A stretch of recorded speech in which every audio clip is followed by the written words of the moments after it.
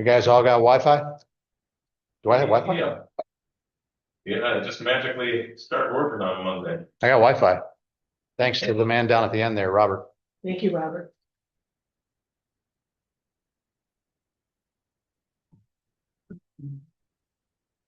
Okay, here we go.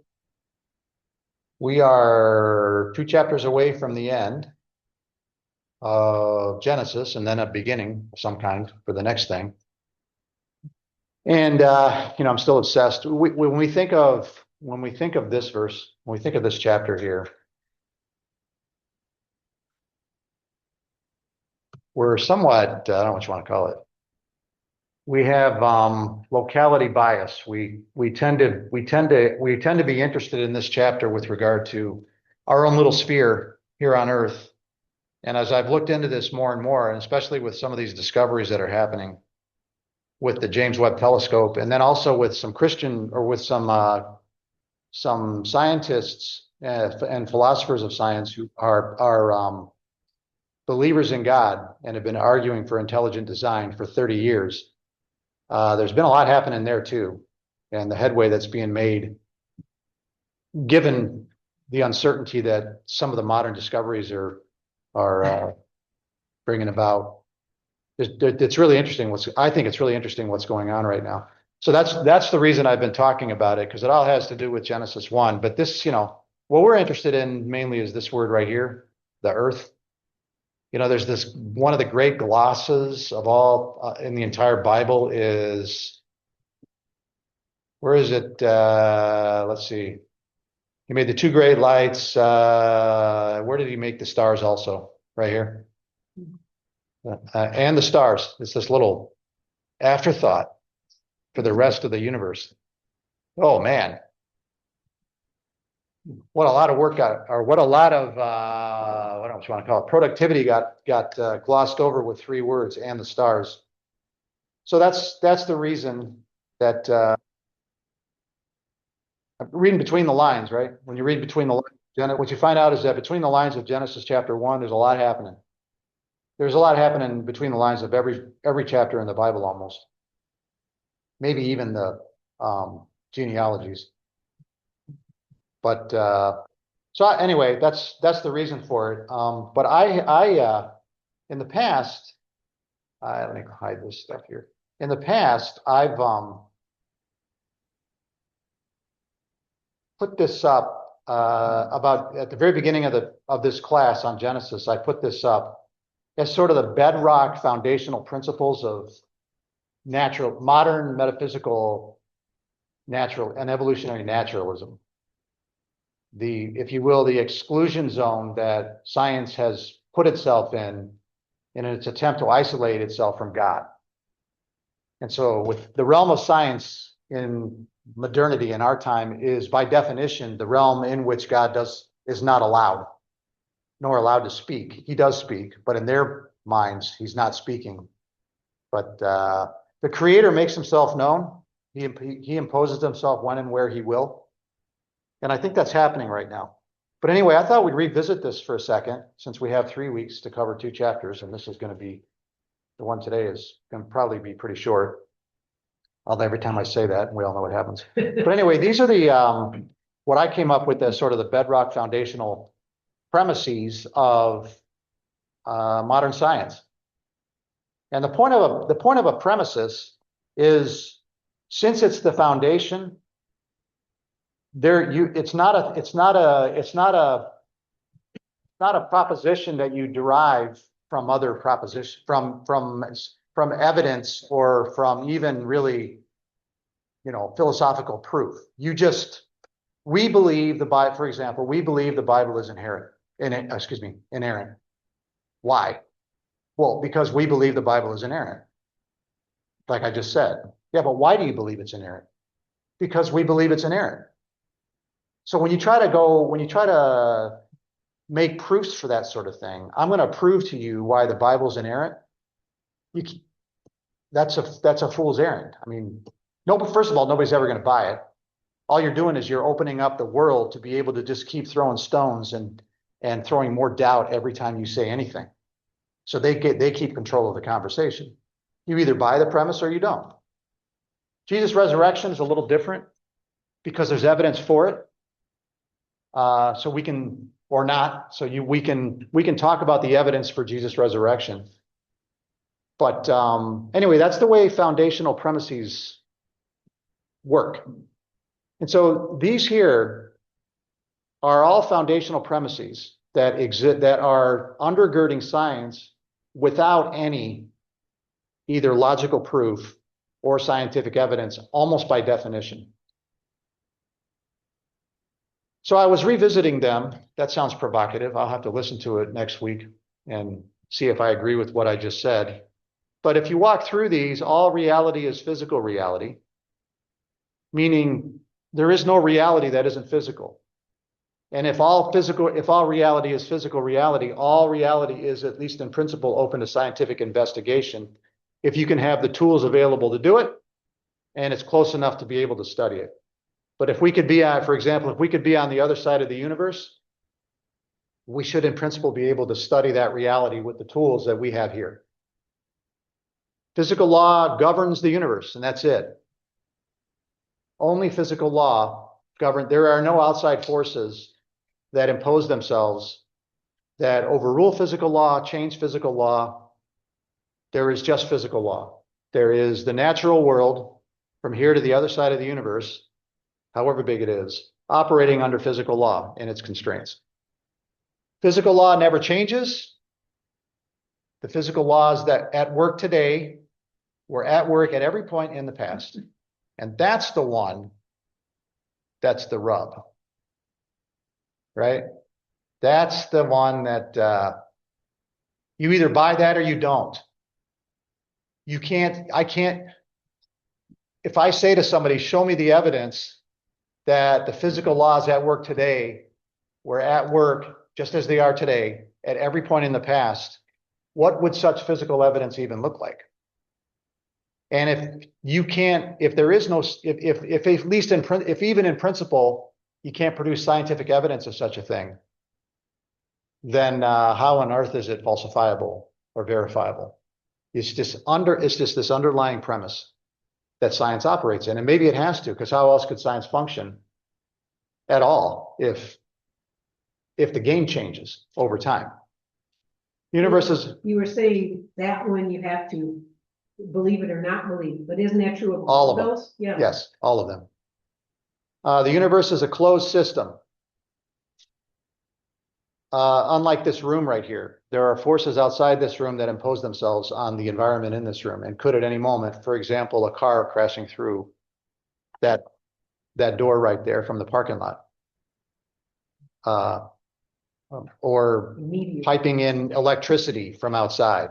These all inject themselves, all in an attempt to keep this room ordered. Work being done on the system to keep it ordered. Everything that happens can be explained scientifically, is inferred from the ones above it. And you can see also how this can quickly arrive at the point of almost being a, I don't know what you want to call it. We're in the realm of philosophy here, not science, right? This is the realm of the philosophy of science, but almost a religious dogma. Because it's excluding God. 100% at every point on this list, all 7 of these things. Yeah. Everything, let's see, the universe contains all the minds there are. So to talk about an intelligent designer is ridiculous. On the premise, on the foundation, on the foundational level. Not as a matter of evidence or anything else, right? So what gets excluded here is the very possibility of miracles. There's an irony in the fact that many of the things that scientists learned about the universe and about physical laws were discovered by people that believed that there is a God that designed everything. And then those very things that were discovered, people that didn't believe in a creator tried to twist it. Yeah, so the Enlightenment philosophers and scientists, Kepler, Galileo, Newton, these great thinkers, even Descartes, I don't know about Francis Bacon, but these great thinkers, like Copernicus, they were not Atheism is a modern invention. It's a post, that's not even, yes, it's exactly that. It's a modern, it was a development after the beginning of the Enlightenment, and those great Enlightenment thinkers in the early days were like that. Then later on, you're going to see ones like David Hume, who was not. He would have been an atheist. Even Immanuel Kant was, I believe, a theist. My Enlightenment philosophy is really rusty, but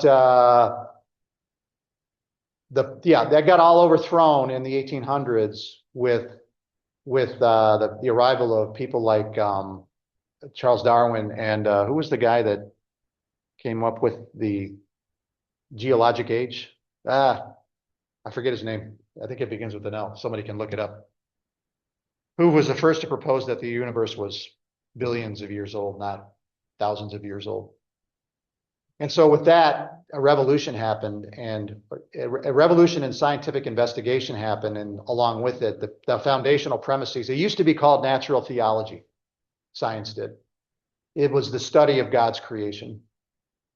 And that got replaced with what we now call science, which is an entirely different, if not methodology, not a different methodology, because everybody was, Galileo, these people were looking through telescopes, and they were inventing those things, those technologies, so they could do their study, but they perceived themselves as studying God's creation, and they got replaced.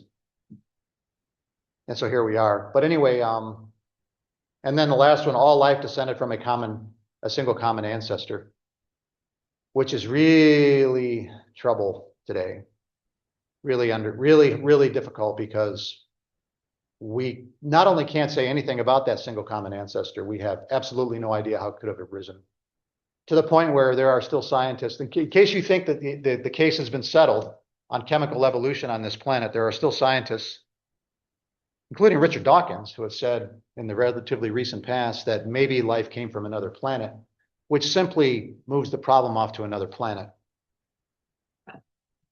Not exactly. When you talk about all life, are they talking about all human life? All life. So like one cell. Yeah. Yeah. I mean, Or a protocell, something before a cell. Because if it said all human life descended from one single common ancestor, I could get it behind that, because that's what Yeah. the Bible says. Yeah, that's a good point. But yeah, that's exactly what they mean.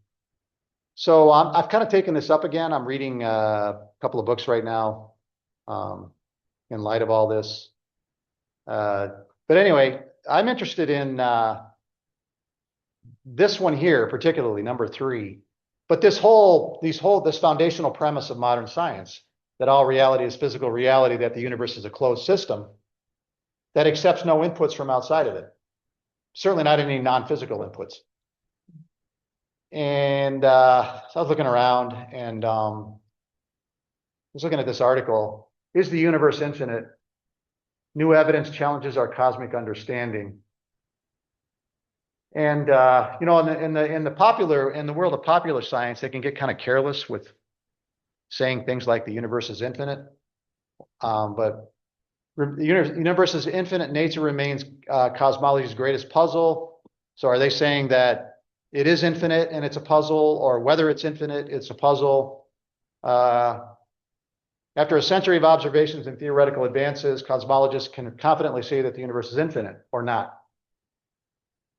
And then there's this reference to the Big Bang here. Current evidence suggests our expanding universe lacks both a center and an edge. Not really sure what that means exactly. With the Big Bang occurring everywhere simultaneously, yeah, I don't know. I don't know about that. But anyway, I'm interested in this sentence right here. The concept of universal boundaries challenges human intuition because we naturally think in terms of containers and edges. I'm not sure why the concept of universal boundaries challenges human intuition if we naturally think in terms of containers and edges. It makes therefore sense that the universe would have an edge and a boundary. But anyway, that next part. Yet the universe represents all existence by definition.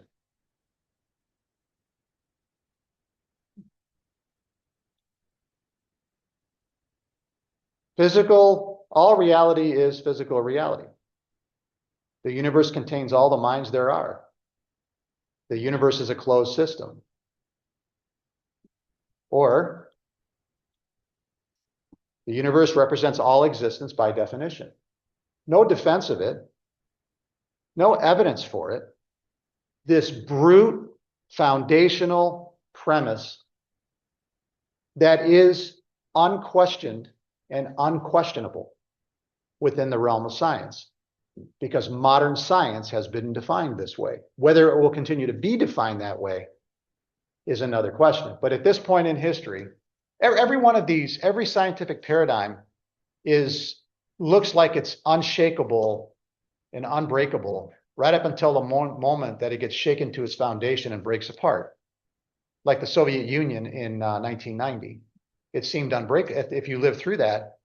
When I was in high school and college, prior to Gorbachev, nobody ever, the Soviet Union was this monolith that was just going to be there forever. Nothing could stop it. Nothing could break it. And then 1990 happened. Actually, Gorbachev happened 1984, 85, and everything changed. And all of a sudden, real quick, within a matter of 5 or 6 years, it came breaking apart. That's the way I think scientific paradigms get shattered as well. So, but this statement here, you can see it just as plain as day.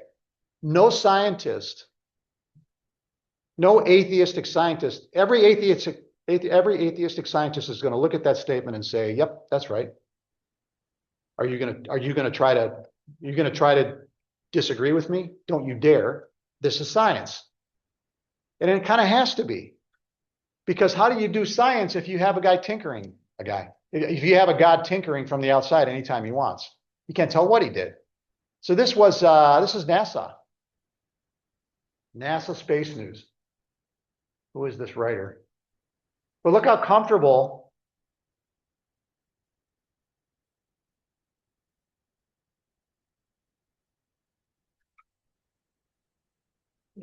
No article. I mean, no, Authors listed at the top. I didn't see it. Just NASA Space News.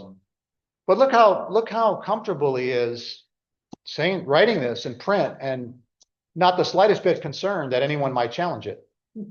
Because the people who would challenge it are not going to get published in a what do you call this? News in a journalistic source like NASA Space News. Well, now they're getting published. Now there's no choice but to pay attention to some of these guys. But there it is, as clear as can possibly be. So if I challenge this and somebody's going to challenge me back, my automatic response is going to be prove that. Show me the evidence for that. Show me the evidence that the universe represents all existence by definition. And they're going to say, well, show me the evidence for God. And off we go. My evidence for God is just as valid as your evidence scientifically, as your evidence that the universe represents all existence by definition. Your evidence that the universe represents all existence by definition is qualitatively and in kind and in category no better than my evidence for the existence of God. And maybe it might not. It's just possible I can do better than you can. When they say by definition, they're saying this defines the universe. Yeah, it defines existence. This universe defines existence. There is no existence other than this universe. And of course, that leaves God out because he exists and he's not the universe. Exactly. Yeah, that's the point of saying it. It takes some amount of vigilance on the part of the scientific world to keep this as the foundational premise, because these forces, God does not give up, right? The forces arguing for the existence of God and the overwhelming sense of design out there and purpose. You have to somehow suspend your intuition that thing just seemed like it had to have been designed. You have to, they use design language all the time to the point where you have something called the anthropic principle, which I will poorly paraphrase, as the universe appears to have been designed with human life in mind. Not too much work for him. I'm sure this is written by AI. It could be that, it could be that too, but then who wrote the AI, right? He claims he was given the instructions. So there you go. It's the foundational premise of AI. You have to write that into the algorithm to keep those gnarly creationists at bay, right? One more reason to shut down NASA. No, I don't, I mean, I have no problem with NASA. It's to the extent that they stay in their realm and Well, do the thing I that, think there's things that are intriguing about exploration of outer space. But I think we waste a lot of money that could be better spent elsewhere. That's my opinion. this is, space.com. How could an article from a website called space.com possibly be wrong? If you can't trust space.com, who can you trust?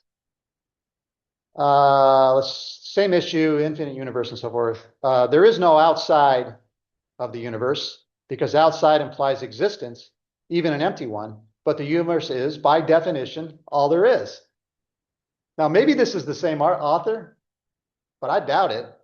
This is just the premise that pervades all of modern scientific discovery. Even an empty one, but the definition, there is nothing to physical reality except the universe. Well, even that's not true anymore, because there is a physical reality independent of the universe. What is it? The creator. What's his name? Jesus. Jesus has a physical body. Well, that's just exactly what I would say. And he's going to say, prove it. And I'm going to say, no, you prove the opposite. You prove your premise. You prove your premise, and then I'll go to work on mine. And we'll see how, but we're outside of scientific evidence now. We're on a level playing field again, because the point of this is it kind of rigs the playing field in favor of those who, the referee steps on when you bring your creator into the game. The referee steps on, blows the whistle, throws the flag, and says, illegal procedure, you have to get that creator out of the game. Because the people who have the players on the field, the coaches of the players, the stadium, the field itself, and the referees are all one team. And they are team naturalists. And here comes some guy with a creator, and it's not gonna get on the playing field. They don't even like him as a spectator. Their inclination is to throw him out of the stadium. It's interesting, there was a debate between Ken Ham and was it Bill Nye, the science guy? Yeah. And, depending on your worldview, you determine who won. I would say Ken Ham wiped the floor with him, but, all the world says that Bill Nye wiped the floor with Ken Ham. I would love to see Bill Nye on stage with either William Lane Craig or Stephen Meyer and see what happens. The theists will debate anyone, anywhere. That's my experience.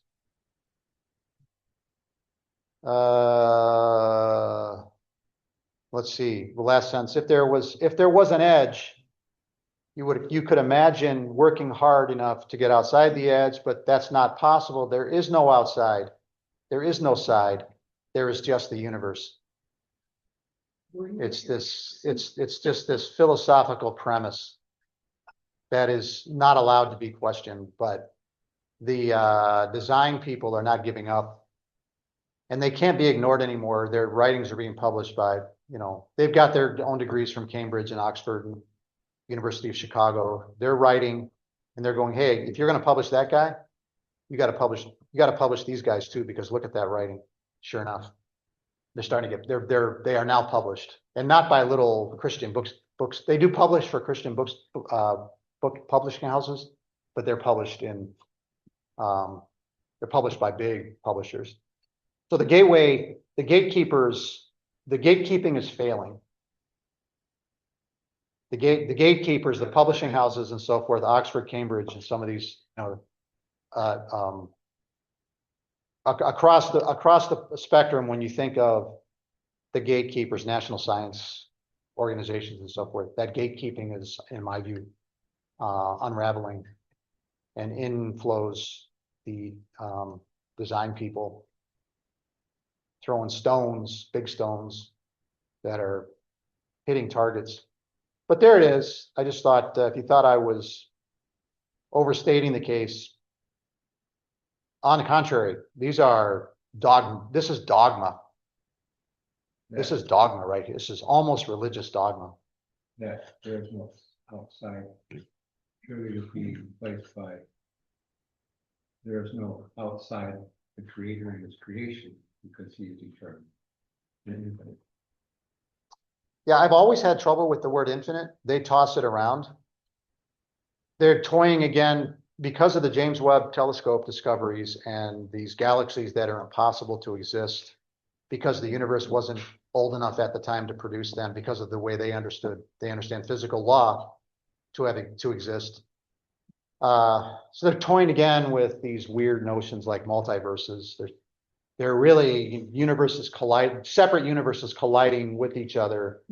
My response is, okay, let's say that's a separate universe. Does it operate under the same physical laws as this universe? And if you're going to say yes, if you're going to say, yes, say yes or no. So you end up with some kind of scientific skepticism. You just have cause to doubt. It can lead to a very, very profound skepticism about your own data. You know, I could end up with because he and his creation are all there is. unless he made something else. Did he make something else? Is this universe the only thing he made? He and everything that he's made. Yeah, I don't speak on his behalf, so he has not enlightened me. I don't know if there's any verses in the Bible that imply that there's nothing else other than what they understood to be what their concept of the universe was. But back to the infinity thing, they're now toying also with the idea of an infinitely old universe. I was looking at this Nobel Prize winner who looked at these 6 galaxies and said, that's not our universe. That was his conclusion. We can't explain that universe. We can't explain those galaxies as being a part of our universe. It breaks the science. That's what he's saying. And so my postulate is that's a different universe. Universes colliding into each other. But anyway, that's impossible galaxies, another universe, multiverses, structures that should not exist. Now we get into the hypotheses, new scientific era, which means post Big Bang, that thing that I was told for my entire life, and you were, that it's unquestionable and unquestioned. Settled science. Yeah, anytime you hear somebody say the science is settled, that first thing you think is, okay, then the science is not settled on this. They just want to move on. So that was the Big Bang my entire life, unquestioned. But now with the JWST discoveries, that's under attack. But anyway, another thing that's coming into play is into infinitely old universe or universes. The trouble with infinites is, when did they start? You can come up with the idea of a future without end, a timeline moving on, but a timeline proceeding from an infinite past is an entirely different thing. Because if you ask, for example, questions like, how much time has elapsed in an infinite universe, an infinitely old universe, how much time has elapsed to get to this moment in time? What's the answer? What's the answer? How much time? An infinite amount of time. And what about now? 3 seconds later, how much time? An infinite. At every moment on the timeline, infinitely into the past, an infinite amount of time has passed to get to that point on the timeline. So if you go back 1 billion years, an infinite amount of time has passed. 10 billion years, 30, 50, 100 trillion years, an infinite amount of time has passed. And it just, why is that more compelling than belief in, let's just go back to belief in the creator. Some awfully smart people throughout history, and I just named some of them, believed in a creator, So that's what to me, those are the lengths that will be taken to get around, to guard science against having to take account of a creator. Have that argument for, like, like you either end up believing in infinite time and energy or an infinite being. Yes. Both are equally impossible according to your laws. Yes. Mhm. And if we talk about, so what Laura just said was you either get an infinite God or an infinite you get an infinite something. Pick your infinite. I would trade the word infinite with regard to, for example, God's knowledge. Does God have infinite knowledge? And I think maybe another way of saying it, it's not original to me, would be God knows all, has all knowledge. Is there a finite or infinite amount of knowledge? There can be a finite amount of knowledge.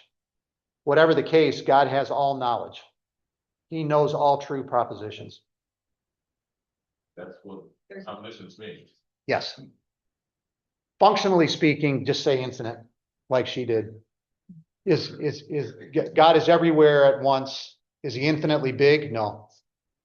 Because he is not spatially oriented. Is his power infinite? Or is it that he has all power? that only works as well as you're looking at our physical world. I mean, I assume in the sense of a universe, basically a overly large box where we're made to exist, and we can't think of things outside of it because we have to be in time. He made a universe so big. He kind of hemmed humans in because he made a universe so big our minds can't get there. He Yeah. made us a way to be able to understand our world. Yeah. Be moment to moment. Yeah. It's so big, we can't get there.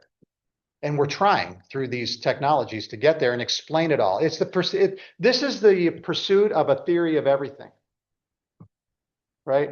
Of a way to explain everything. It's the Stephen Hawking thing. It's the Stephen Hawking kind of academic and intellectual arrogance that I have to be able to explain everything. And he seems to have made a universe that's big enough and complex enough that we can never get there. And just about the time we think we understand it, which cosmologically, I think we thought we were about there, it gets blown up and it's even bigger and more inexplainable than we thought it was, which leads to the skepticism. Well, let's just say we solve the problem of these 6 galaxies. What's the next thing? Now you're unsure of yourself because what's the next thing you're going to discover? Because you're going to push the boundary with some other telescope, or because we went from Hubble to James Webb, but now there's a new one coming. And when you put out this new telescope, because James Webb is 10 years out there now or something like that. When you put out this new thing and it's capable of seeing 5 times or 100 times or 1,000 times farther out with more sensitivity than James Webb, you do that with fear and trepidation because you got all these theories that you've been operating under, and now you're going to put out this new thing and you're going to make all kinds of discoveries that might throw all that in doubt again. So the science, which should be, when you do exploration, it should be exciting, like traveling across the country and seeing new things, becomes now a source of tremendous insecurity and fear, because so much of your identity as a scientist, you've written on this stuff, you said this, and like this guy said this, he put it out there. We stuck with it. This is going to admit he's wrong. He's not going to admit he's wrong. So now you write, you print, and you do it without a lot of times without any tentativeness, without any what do you call it when you mitigations where you can say, well, as far as we know this and that, but so you end up with this scientific skepticism might be making a comeback. We can't even begin to comprehend God's glory, but then every time we discover something new, yeah, it's exciting to see another piece of God's glory. Yeah, I mean, when the Psalm says the heavens tell of the glory of God, he had no idea. All he could see was what he saw. All he could do was look up at the sky. That's all you need to bring you to know. You see a few thousand stars. That's all you see when you look up. I don't know what the number is. It's a few thousand stars. Then you get a better telescope and a better telescope. And the sky is lit up with stars and smudges of galaxies, the Andromeda, which is 2.5 million light years away. got 3 times or 4 times as many stars as our galaxy does. And you go, whoa, that's a whole different world right there that we never even knew existed. You know, And we don't have to be uptight about things we can't explain because God is, he reveals everything he wants us to know. do we have all the, we know what we need to know. Yeah. All right, just in case you didn't like that, let's get back to Genesis. Even though we were in Genesis. The reason I did it is we still have 2 weeks after this one and 2 chapters. No, you might have 1 week after this one. My thought is that 10, 17, and 24. When 24 is that Sunday, that's the Memorial Day weekend.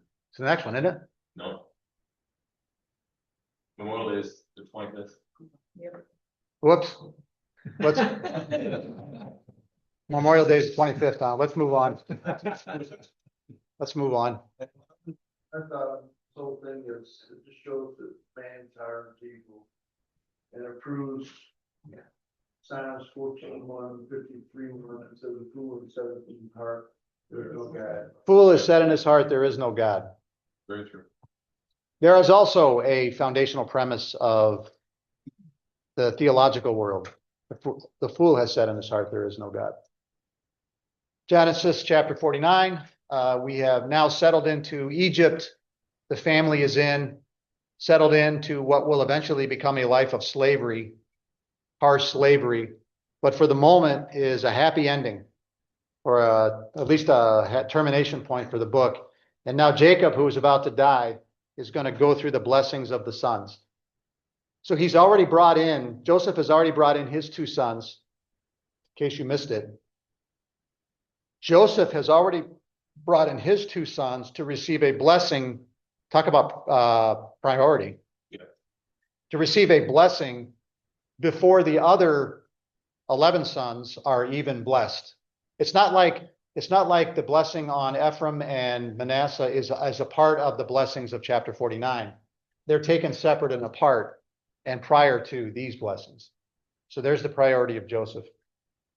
Jacob says, gather yourselves together that I may tell you what shall happen to you in days to come. I guess technically he doesn't say this is a blessing.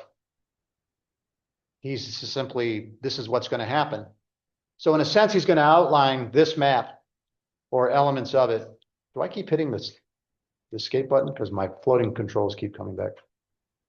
This map right here becomes front and center later on in their history, which is the tribal allotments. And so what he says here in this chapter has a lot to do with that map and how it's going to turn out. Assemble and listen, O sons of Jacob. Listen to Israel, your father. Israel is the national name.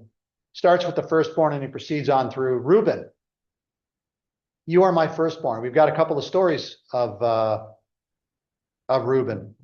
Well, we have one story of Reuben, I guess. Now, there are 2 important stories in Genesis that involve Reuben. One of them was,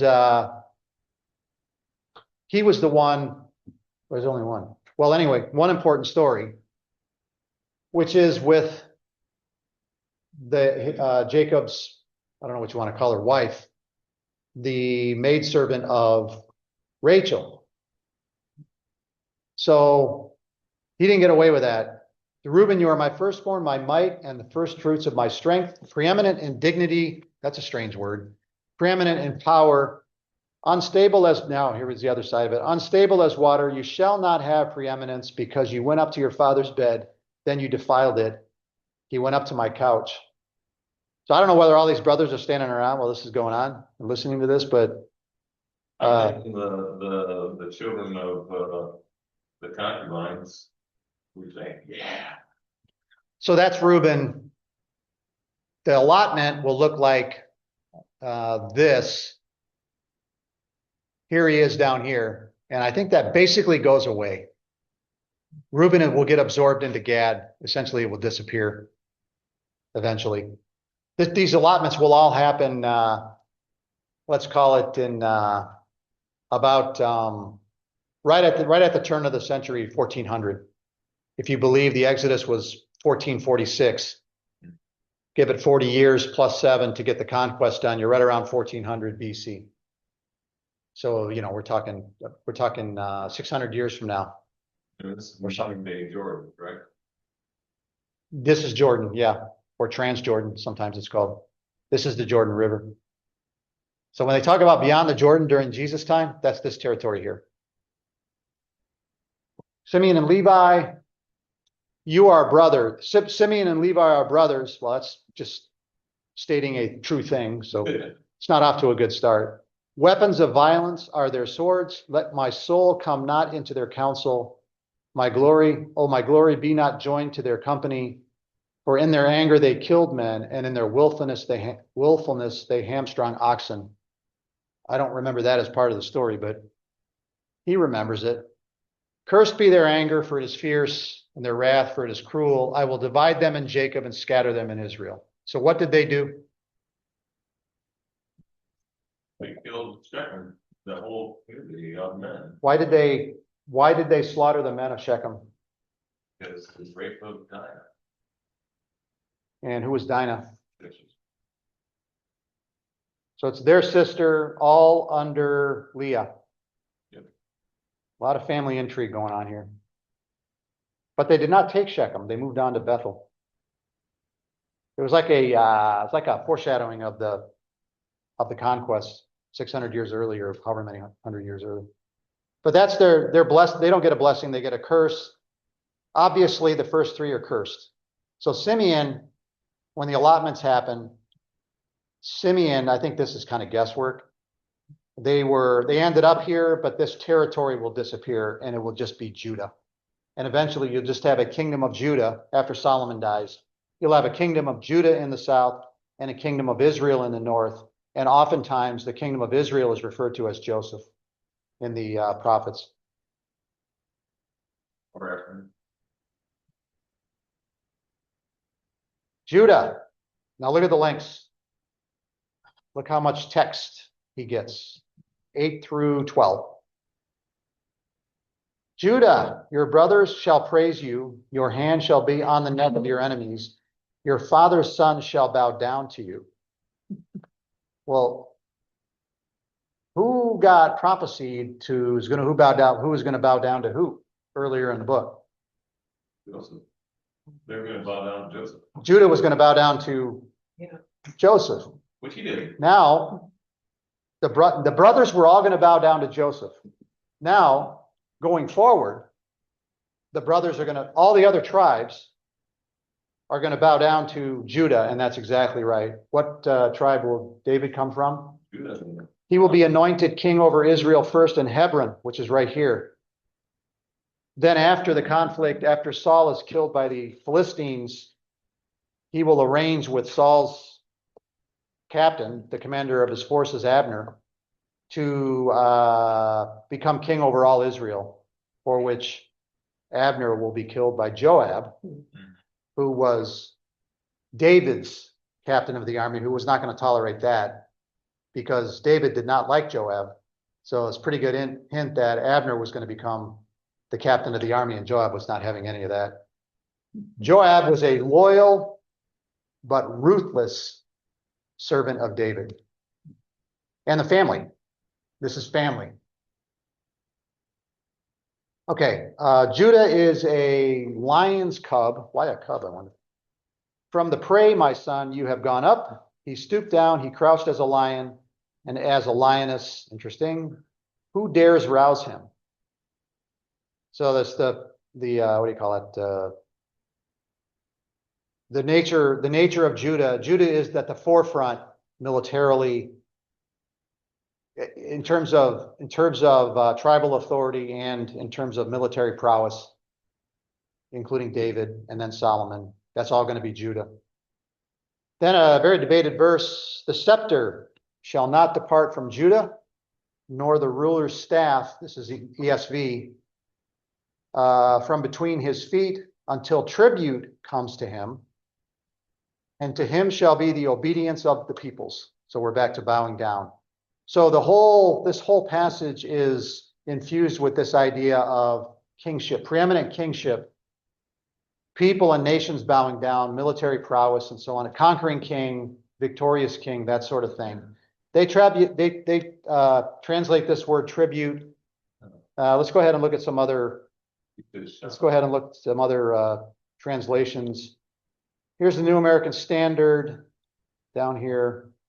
The scepter right here, verse 10, the scepter shall not depart from Judah, nor this ruler's staff from between his feet until Shiloh comes.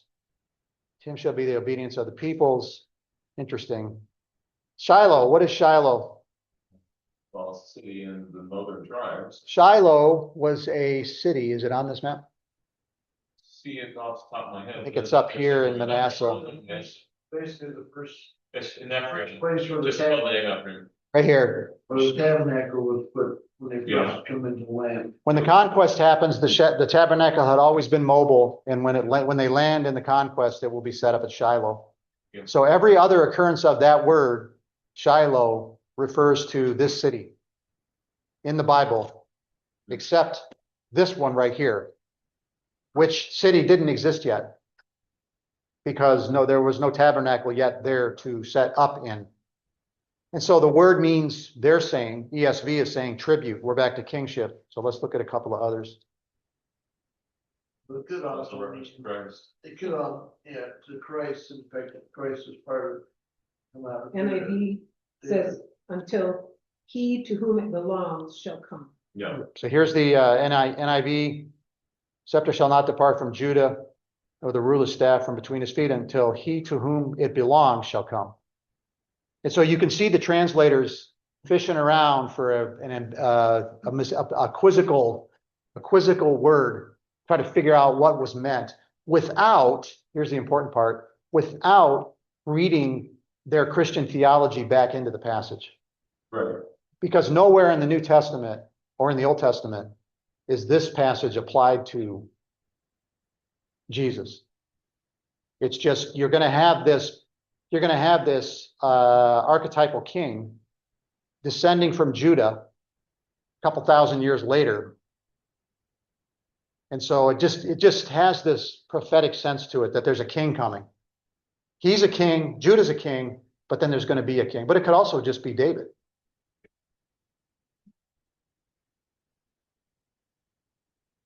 There's actually a couple more that are interesting. David, by extension, does point to Christ. Here's the Catholics, to whom it belongs, which is NIV, Yeah. and then the International Children's Bible. I don't know why I like that one, but I do. I want to know what the children are being taught. What are the children being taught? Where's Sally? Until the real king. Hmm. Family, look at start at the beginning of 10. Men from Judah's, they're doing a lot of interpretation here. Men from Judah's family will be kings. Someone from Judah will always be on the throne. Boy, they're really kind of playing fast and loose, aren't they? I'm not saying they're wrong in the thought, but I'm not sure that's, sometimes it's better just to stick to the woodenness of the thing. Judah will rule until the real king comes, and the nations will obey him. So they're kind of making a call right there.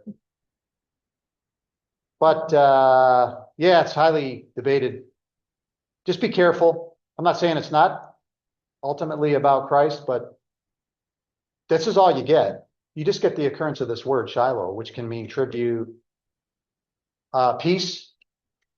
It can mean peace, real peace or something like that.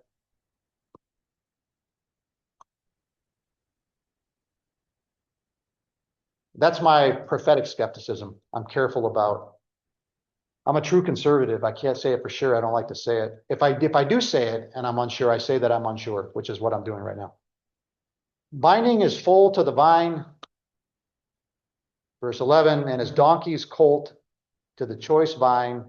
He has washed his garments in wine and his vesture in the blood of grapes. His eyes are darker than wine and his teeth whiter than milk. Really, really high praise for the man who was responsible probably for Joseph being sold into slavery. And you got that nasty story in chapter 38 where he takes his daughter-in-law as a prostitute. Now here we are. Now did Jacob know about any of that? Well, Judah raised her sons, so. You have bereaved. You have, this is Jacob finding out about, this is Jacob talking about whether he's gonna let, let Judah take Benjamin back to Egypt because Joseph wants him. You have bereaved me of my children, plural. Joseph is no more and Simeon is no more. Well, he blames Judah for both of those. Or does he? He blames the brothers. And now you would take, if I let you do this, you could take 3 of my sons. So I don't think he's ever bought it. But nevertheless, under divine inspiration, this is what gets said about Judah. It's exactly the way it's going to play out in history. Judah will be preeminent. And of the line of David. In fact, in the first place, I would suggest that David is the king. If there's a king being referred to in the history of Israel, from their consciousness, if they're reading this in the 10th, 9th centuries, 8th, 11th, 10th centuries, they're seeing David. Yep. Zebulun shall dwell at the shore of the sea. It's a simple statement of fact. It's an interesting thing that he would document where he's going to dwell. I think that's the only place where. He shall become a haven for ships, and his border shall be at Sidon. So it's not even, I don't know. It's right here. No idea. Nothing to say. One more. Issachar is a strong donkey. Is that a compliment? Crouching between the sheepfolds, he saw that as a resting place was good. He saw that a resting place was good and that the land was pleasant. So he bowed his shoulder to bear and became a servant at forced labor. I really know. I haven't studied enough of this to, here he is right here. Not really sure where the forced labor comes in. Maybe I should look that up. Maybe it's a reference to the Assyrian. Dan shall judge his people as one of the tribes of Israel. Dan shall be a serpent in the way, a viper by the path that bites the horse's heels so that his rider falls backwards. And then there's this exclamation, I wait for your salvation, O Lord. So Dan was right here. There he is right there, was right there. And during the period of the judges, they never conquered their territory. So they got chased out of the valley. So they never conquered. So they gave it up. They just gave it up. They traveled north. We'll leave behind that, look at it later. And they ended up at this city named Laish at the far outskirts above. They basically gave up their allotment. And they took over a city named Laish of innocent people and they exterminated them. And the author is very clear about it. It's a part of, in those days, there was no king in Israel. Everyone did what was right in his own eyes. This story about them doing that was a case in point of the moral collapse. Well, now part of the whole Michael's idols and stuff Yeah. like that. All right, so we'll go ahead and stop there. It's 10:16. And thanks for joining. And we'll finish this off next week. Thanks, whoever's still out there. Probably chased them away with all the science talk again. Mike, I'll let you, Thank Ah. you, Gary. You're welcome. Thank you, Gary. See y'all.